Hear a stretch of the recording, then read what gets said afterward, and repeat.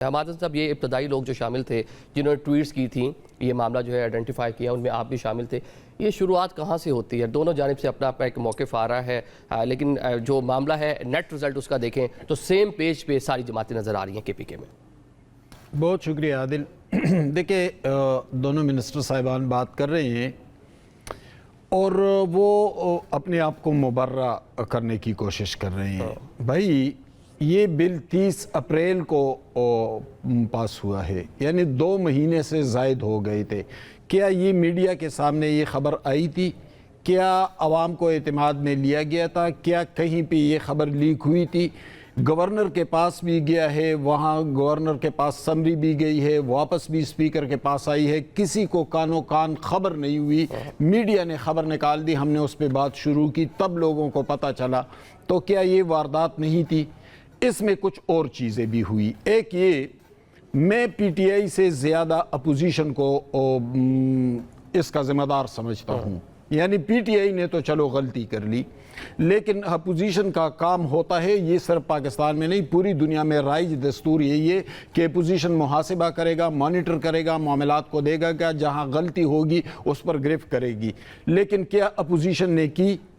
Opposition का किरदार क्या था?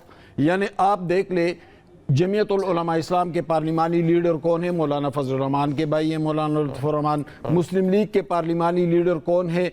फेडरल मिनिस्टर अमीर मकाम के भाई डॉक्टर इबाद हैं। पीपल्स पार्टी के पार्लिमानी लीडर कौन है? गवर्नर पुख्तनख्वा के भाई अहमद कुंडी है।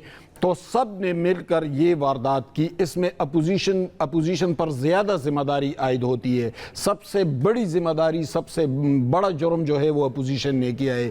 क्यों वो लोगों के सामने लेकर नहीं आए? इसलिए नहीं आए कि उनको ब्लू पासपोर्ट मिल रहे थे, उनके शरीक हयात को मिल रहे थे, उनके लिए टूल टैक्स फ्री हो रहा था, उनको असलहे के 4-4 लाइसेंस मिल रहे थे, उनको रेस्ट हाउसेस मुफ्त मिल रहे थे, उनको VIP लाउंज मिल रहे थे। और इसमें सबसे बड़ा जुर्म क्या है?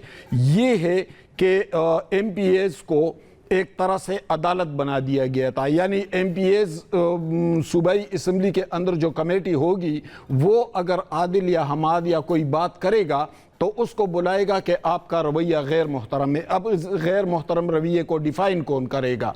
यानी ये अगर मैं आप बात करें इनके ख़िलाफ़ तो वो गैर मोहतरम होगा, लेकिन इनके हक़ में आप गलत बात करें तो वो मोहतरम रवैया डिक्लेयर होगा। दूसरी बात ये थी कि 10 लाख जुर्माना और 6 महीने कैद, यानी ये इख्तियार जो जुडिशरी के पास होता था, जुडिशरी का पहले से जो हाल हुआ है वो भी यहाँ से उठाकर इनको दे दिया गया था। तो क्या ये किसी पार्लिमान को ज़ेब देता है जो किया गया था?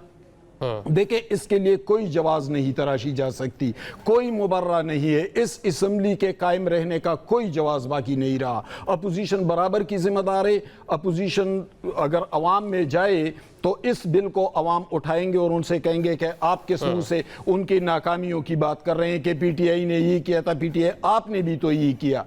न अपोजिशन मुबर्रा है न PTI मुबर्रा है, दोनों ने किया है। एक बड़ा जुर्म है, एक बड़ी संगीन गलती है, और ये हमारी पार्लिमानी तारीख की बदतरीन मिसाल बन रही है। सियासी इशराफिया कहा जाएगा, हम आहंगी जो देखने को मिल रही है। एहसान राना साहब, कैसा लगा कि कौमी मामलात पर साथ बैठने को तैयार नहीं है, एक दूसरे के खिलाफ नजर आते हैं बयान देते हुए, लेकिन जब अपने मफादात हैं, अपने लिए कानून साजी है, चीज़ें हैं, तो वहाँ पे यक जुबान नजर आ रहे हैं, एक दूसरे को डिफेंड करते हुए नजर आ रहे हैं? लेकिन 2 चीज़ें, एक तो ये कि KP असम्बली पे तनकीद क्यों हो रही है। उसकी रीज़न ये है कि KP असम्बली इमरान खान के नाम पे वोट लेके आई और इमरान खान ने VVIP कल्चर को चैलेंज किया था, और इमरान खान ने उस सिस्टम को अब ठुड्डे बाकायदा मारे थे, जिसके अंदर ताकतवर कम्युनिटियाँ मिल जाती हैं और उनको कोई पूछने वाला नहीं होता। तो KP असम्बली अगर ऐसा करती है तो ये बहुत अफसोसनाक बात है। लेकिन मैं सुहेल आफरीदी को दाद भी देता हूँ, बल्कि मैं उसे वेल डन कहता हूँ कि उसने अवामी जज्बात का एहतराम किया। उसने अवाम के जज्बात को के आगे खड़े होकर सीना तान के ये नहीं कहा कि हाँ भाई लिया है भाई, फिर उसने रियलाइज़ किया कि हाँ ऐसा हुआ है, और उसने उससे कह दिया कि जी ठीक है, जो मुतनाज़ा शिकें वापस ले लो। तो ये तो बहुत बड़ी बात है। और मैं समझता हूँ कि ये क्रेडिट की बात है कि कोई लोग अवामी जज्बात का एहतराम करते हैं अब आ ठीक है, जाइए जो दिल राणा के हवाले से, साहब तो मैं एक हैरान रुकिएगा। हो रहा हूँ।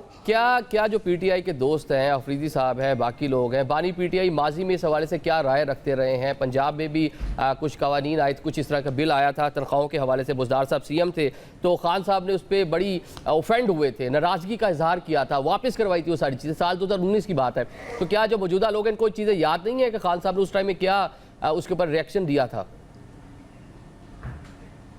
तो मैं और क्या कह रहा हूँ कि अगर केपी असेंबली पे इतनी तनकीद हो रही है तो उसकी रीज़न ये है ना कि भाई अगर पंजाब असेंबली में 2024 में क्या कहते हैं 526% या 426% तनख्वाह बढ़ती है और 76,000 से 4 लाख हो जाती है अरकान पार्लियामेंट की, और मीडिया खामोश हो जाता है, या स्पीकर की जो तनख्वाह है वो 12 लाख हो जाती है, मीडिया खामोश हो जाता है, या वज़रा की तनख्वाह 9-10 लाख होती है, मीडिया खामोश हो जाता है, या ये बिल पास होता है कि अगर ये छुट्टियां भी करें 2 माह तब भी इनकी तनख्वाह नहीं कटेगी, मीडिया खामोश हो जाता है, या अभी पंजाब में 4 मर्सिडीज आ रही हैं 1 अरब रुपए की, उस पर बात नहीं होती।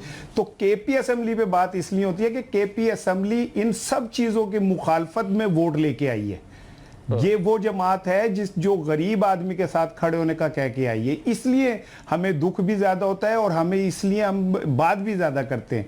और खुदा का शुक्र है कि इस बिल की वजह से बहुत सारे मेरे जैसे सहाफ़ियों जिनके ऊपर ये ठप्पा लग गया था कि ये पीटीआई के, वो क्लियर हो गया, हमने खुल के तनकीद की है और हम बिल्कुल इस बिल की खुल के मुखालफत की हमने।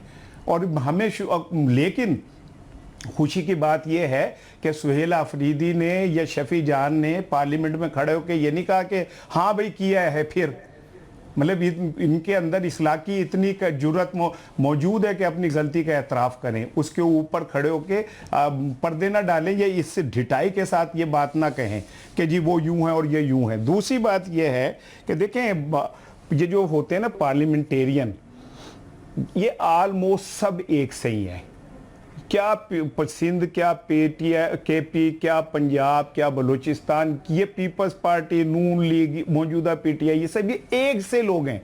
इनमें फ़र्क सिर्फ इमरान खान है, न जिसकी अपनी जायदाद, न जिसकी अपनी क्या नाम है बाहर क्या नाम है कोई वो कारोबार, ना आईपीपी, ना चीनी का कारखाना, ना आटे का कारखाना, ना उसका घी का कारखाना, वो और जो उसके पास है वो शौकत खानम के नाम। फ़र्क एक इमरान खान है। अब इसे पीटीआई वालों को सोचना चाहिए कि वो जेल के अंदर है, उस पर क्या गुजरेगी जब उसे पता चलेगा कि ये अपनी मराद के लिए बिल पास कर रहे। क्या उसने ये इसलिए वोट दिलवाए थे इन लोगों को? ये तो इन्हें सोचना चाहिए। और मेरा ख्याल है कि ये रियलाइजेशन इनमें आई है, इन्हें ये अंदाज़ा हुआ है कि इनके ऊपर एक प्रेशर ग्रुप मौजूद है जो विदन पार्टी भी है, सोशल मीडिया पे भी है, सहाफ़ियों की शक्ल में भी। हम पंजाब वालों को नहीं रोक सकते भाई, हम पंजाब वालों को ये फोकी तड़ियाँ लगा लें कि हम बिल लाएंगे, साफ़ी ये ना करें। पंजाब में तो साफ़ियों को निकाला जा रहा है, गिरफ्तार हो रहे हैं, उनको क्या नाम है पकड़ा जा रहा है, उनके ऊपर केसेस बन रहे हैं। ठीक है, ये तो अभी कह ही रहे हैं, पंजाब तो प्रैक्टिकली ये कर रहा है, मतलब पंजाब के नक्शे कदम पे चलने की कोशिश कर रहे हैं, मतलब कि खैबर पख्तूनख्वा की जो हुकूमत है वो पंजाब के नक्शे कदम पे पहले ही हाथ में नाकाम हो गए, पहले हाथ में नाकाम हो गए ना। इन्हें शुक्र है पहले हाथ में झटका लग गया और इन्हें समझ आ गई कि अब हमने ऐसा कुछ नहीं करना जिससे हम पे ये तनकीद आए।